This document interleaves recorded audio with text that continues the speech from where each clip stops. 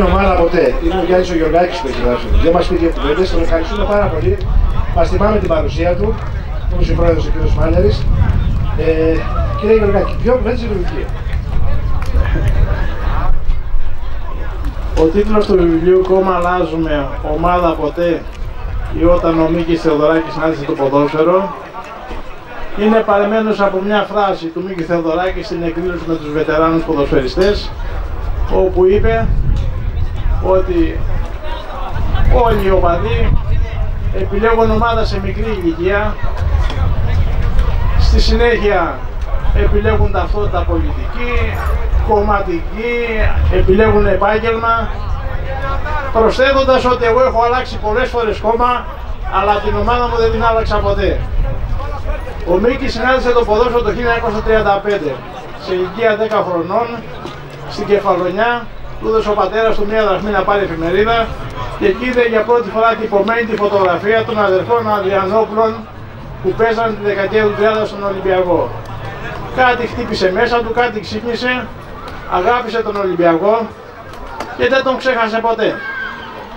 Μάλιστα διηγείται ότι σε μια προεκλογική συγκέντρωση δεκαετία του 60 στον Πειραιά που ήταν υποψήφιος βουλευτής με την ΕΔΑ, σε ένα καφενείο που μιλούσε είδε κάπου στη γωνία ένα γεροντάκο και ρώτησε ποιος είναι αυτός που κάθεται εκεί πέρα. Όταν του είπαν ότι είναι ο Βάζος, κορυφαίο σκόρερ την δεκαετία του 30 του ελληνικού ποδοσφαίρου, έτρεξε, τον αγκάλιασε, του μίλησε με τα καλύτερα λόγια, του εξέφρασε το θαυμασμό του, όπως έκανε και στην εκδήλωση που έγινε το 2003 στο Χίλτον, όπου παρευρέθηκε όλη η αφρόγραμμα του τότε ελληνικού ποδοσφαίρου, βετεράνοι όλων των ομάδων, από Θεσσαλονίκη, από Αθήνα, Ολυμπιακός, Παναθηναϊκός, ΑΕΚ. Ο Μίκης τραγούδισε παρέα με τον Μίμη Παπαϊωάννου, μίλησε με τα καλύτερα λόγια για τους ποδοσφαιριστές, είπε την περίφημη έκφραση ότι δεν θα έπαιρνε τέτοια χαρά σαν αυτή που πήρα απόψε εάν παρευρισκόμουν σε ένα δείπνο με τον Βάγνερ, με τους κορυφαίους συνθέτες της κλασικής μουσικής, τον Μπετόβεν. Θα σας διαβάσω δύο λόγια από εκείνη την ομιλία του για να δείτε πως πραγματικά ο Μίκης λάτρευε το ποδόσφαιρο και τους ποδοσφαιριστές. Είπε λοιπόν: «Χαίρομαι που σας βλέπω όλους μονιασμένους σαν αδέλφια. Εσείς είστε τα είδωλα, οι πρωταγωνιστές. Το ποδόσφαιρο είναι τέχνη και οι ποδοσφαιριστές πρώτα παίζουν για τη διασκέδαση, την απόλαυση, τη χαρά και έπειτα για οτιδήποτε άλλο. Το ποδόσφαιρο είναι το πιο λαϊκό άθλημα, η άμεση διασκέδαση της οικογένειας. Είναι κρίμα να τον στερούμε από το ελληνικό λαό. Ο ελληνικός λαός ζει με το ποδόσφαιρο. Η ομάδα του είναι ιδανικό, είναι όραμα, είναι η πίστη του.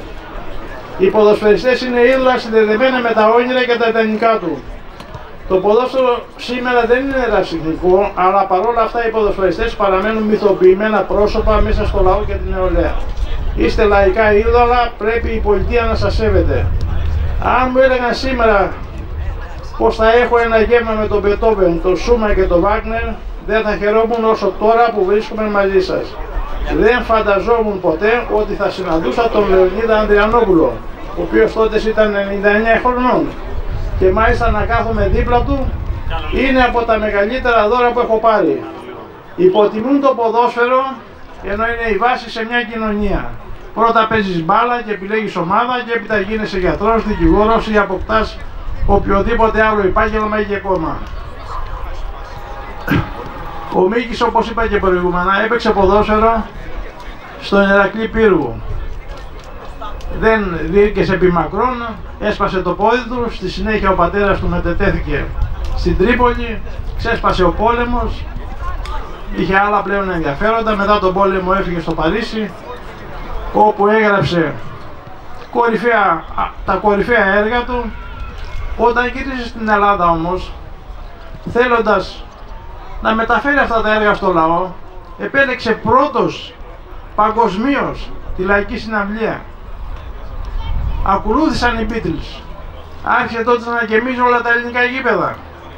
Το γήπεδο της ΑΕΚ, το γήπεδο του Παναθηναϊκού, το γήπεδο του Χαριλάου της Θεσσαλονίκης, όλα τα περιφερειακά γήπεδα σε πολλές πρωτεύουσες των νομών της Ελλάδας.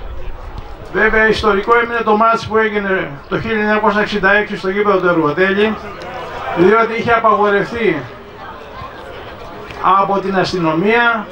Τα μέτρα απέτρεπαν αυτούς που ήθελαν να πάνε να πλησιάσουν και φυσικά ο Εργοτέλης το πλήρωσε αργότερα όταν έγινε η Χούντα στην Ελλάδα.